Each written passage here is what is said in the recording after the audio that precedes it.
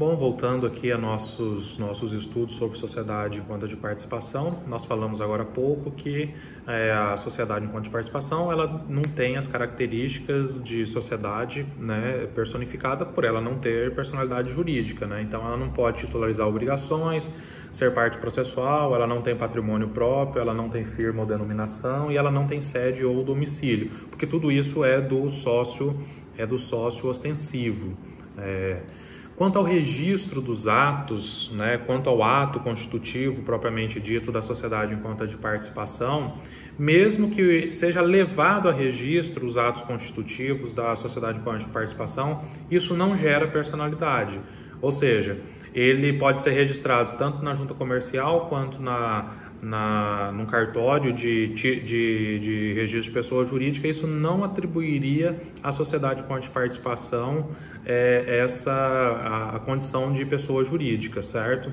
Se bem que hoje, nos dias de hoje, eu acho quase impossível alguém conseguir efetivar algum registro dessa maneira, né? A junta comercial funciona praticamente toda por meio virtual, então a análise, não existe nem a opção para cadastro prévio de sociedade em conta de participação como se fosse uma pessoa jurídica.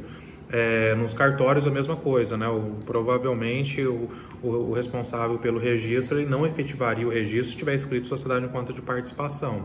Mas a sociedade em conta de participação, o ato constitutivo dela, por uma questão, se quiser, né, não é obrigado, obviamente, se ele quiser registrar o ato constitutivo no cartório, né, no ofício de títulos e documentos, é possível, mas isso não confere personalidade jurídica, simplesmente dá uma publicidade maior ou, né, uma publicidade até desnecessária junto em relação à sociedade em conta de participação. Então, não vejo necessidade, mas existe essa possibilidade de registro no ofício de títulos e documentos, né? É possível, não é necessário, não há qualquer necessidade, mas é possível. A doutrina, ela também fala bastante a respeito se ela é uma sociedade secreta ou ela seria uma sociedade discreta, né?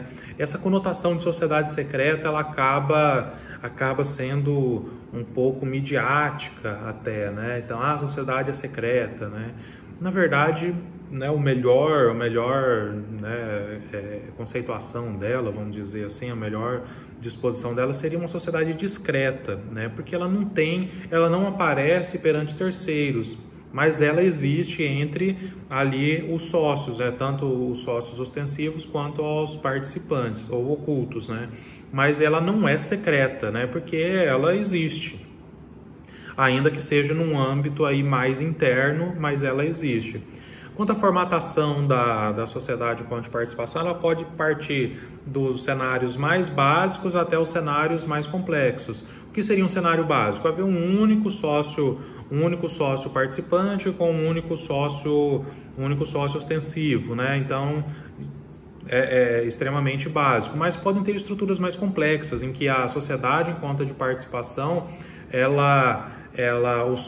ao mesmo tempo em que um figura como sócio ostensivo, ele também figura como sócio participante em outra sociedade, e existem outros vários sócios, tanto ostensivos quanto os participantes, para poder juntar determinados recursos ou bens para a efetivação de algum empreendimento. Então a formatação dela é extremamente livre, né? Ela não tem limites aí assim, não, só pode se criar uma sociedade em conta de participação se tiver um sócio ostensivo e um sócio participante, não pode ter mais que isso, e nem pode ter posições trocadas em determinados momentos. Não existe nenhuma disposição legal que proíba essa formatação mais complexa. E, na verdade, muitas das vezes existem mesmo essas formatações complexas, em que um sócio ostensivo, em determinado momento, ele está figurado como sócio ostensivo em uma determinada SCP, e, de repente, com aquele mesmo sócios, né, ele passa a figurar como sócio participante, mas em outro empreendimento, e aquele empreendimento utiliza uma forma de também capitanear recursos ou bens para outro empreendimento. Enfim, não existem limites aí para a formatação de sociedade em conta de participação. Quanto aos deveres dos sócios, né? Quanto aos deveres dos sócios. O que é interessante quando nós falamos de deveres do sócio, nos lembra a nossa aula, quando falamos, né, na nossa última aula presencial, nós falamos sobre justamente os deveres dos sócios de forma abrangente, que é comum, né, a todos os deveres de todos os sócios, de todos os tipos societários. E muitos deles, eles estão aqui na sociedade em conta de participação também. Aqui nós vamos discriminar alguns de forma mais específica. E nós vamos descobrir que esse modelo, ele se replica a todos os demais tipos societários. Por ser uma aula, né, realmente menor do que as demais, o conteúdo mais tranquilo, eu trago esses deveres aqui assim, para que vocês possam utilizar também em outros tipos societários. Né, quando estivermos estudando sociedade limitada, né, por exemplo, né, ele também se aplica a grande parte disso.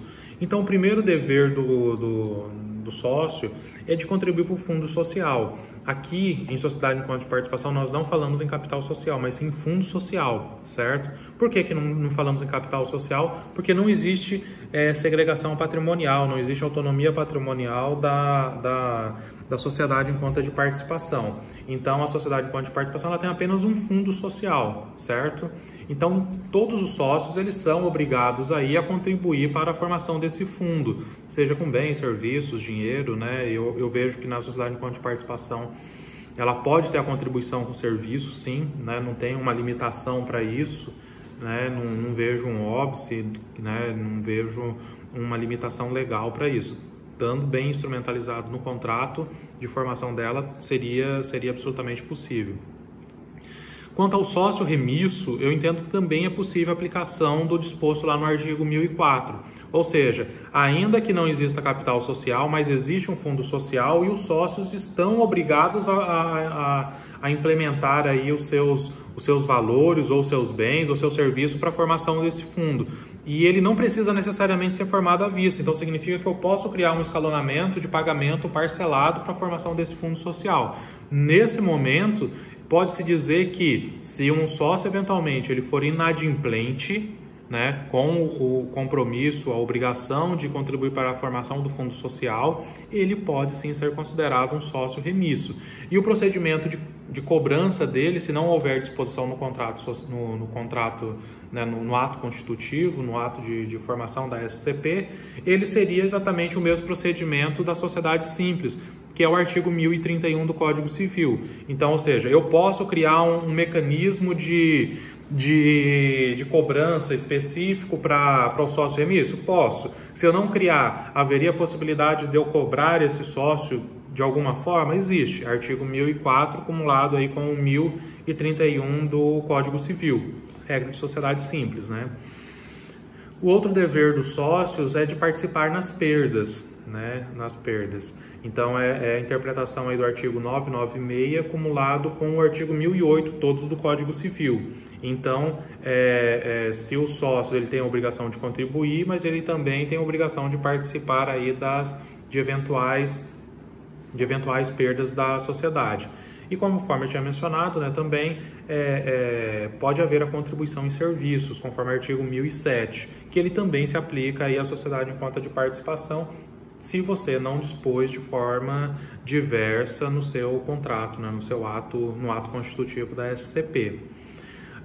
Os outros deveres, né, os deveres decorrentes da boa-fé, que é a lealdade e confiança. Os sócios entre si, esse dever da lealdade decorrentes da boa-fé, né, a lealdade e a confiança, ela é uma característica bastante interessante para as sociedades em conta de participação, porque ela não adota ela não aparece, ela não tem uma visibilidade perante terceiros, ela não realiza negócios perante terceiros. Os negócios são efetivados entre os sócios apenas, né? E tudo que vai ocorrer em relação a terceiros é lá com justamente com o sócio ostensivo participando, né? Então aí nós temos o dever de diligência, né? O sócio ostensivo ele tem o dever legal, artigo 991, de bem administrar os negócios, que é ele quem conduz, né? Nós temos também o dever de bem administrar, que é uma consequência, né? Um desdobramento do dever de diligência. Os sócios ele tem o dever de se qualificar-se, né? Não no sentido acadêmico, mas no sentido do negócio propriamente dito. Ele tem que entender bem do negócio para poder efetivar produzir os melhores resultados, né? Então ele tem um dever de bem administrar. Tem também o dever de informar-se, né? Ele tem que ter conhecimento de toda a estrutura do negócio, né? Mesmo que para ele ter esse conhecimento, ele tenha que se valer de orientação técnica. Aí nós podemos, a depender do ramo de atividade, nós podemos colocar aí como auxiliares os contadores, os consultores, engenheiros, os advogados, né, propriamente ditos também. Então, uma série de outros instrumentos que o sócio ostensivo pode se valer. Tem o dever também de fiscalizar, de vigiar, né, ou seja, monitorar todas as atividades envolvidas pelos seus subordinados. O dever de investigar, que é apurar a veracidade das informações. O que ele não tem, né? O que ele não tem é um dever de sucesso, ou seja, se ele tomou todos os cuidados, né? Cumpriu todos os deveres anteriores, se eventualmente o negócio não tiver sucesso, ele não pode ser responsabilizado por isso, a menos que ele tenha agido, né, em desconformidade com algum preceito legal ou do contrato, né? Ou seja, ele adotou todas as medidas, mesmo assim não teve sucesso o negócio, ele não responde pelos atos, pela ausência de sucesso do negócio. Um outro dever também, que está no artigo 993, é o dever de prestar contas, né? E aí se pergunta, porque na regra do 993 do Código Civil não existe um momento específico de prestar contas. Seria o quê? Mensal, semestral, anual ou ao final do contrato, se for uma SCP por prazo determinado, por exemplo. Eu entendo que nesse caso se aplica a regra do 1020, né? Do mesmo jeito que os administradores de uma sociedade, de qualquer outra sociedade, têm que prestar contas anualmente, faz sentido que o administrador ou o sócio ostensivo, né, quem pratica os atos de gestão da SCP, ele preste contas aí justamente de forma anual. A forma, né, se é por meio de relatórios ou de balanços contábeis, vai depender do que foi convencionado entre as partes, porque ele é muito livre, né? A sociedade de participação ela é muito livre. O que se pretende, né, com a prestação de contas é justamente libertar, né, o administrador da responsabilidade das contas, né? Ele busca uma liberação dessa sua responsabilidade como administrador. Ele prestou as contas, foram aprovadas, beleza, ele tirou essa responsabilidade de suas costas.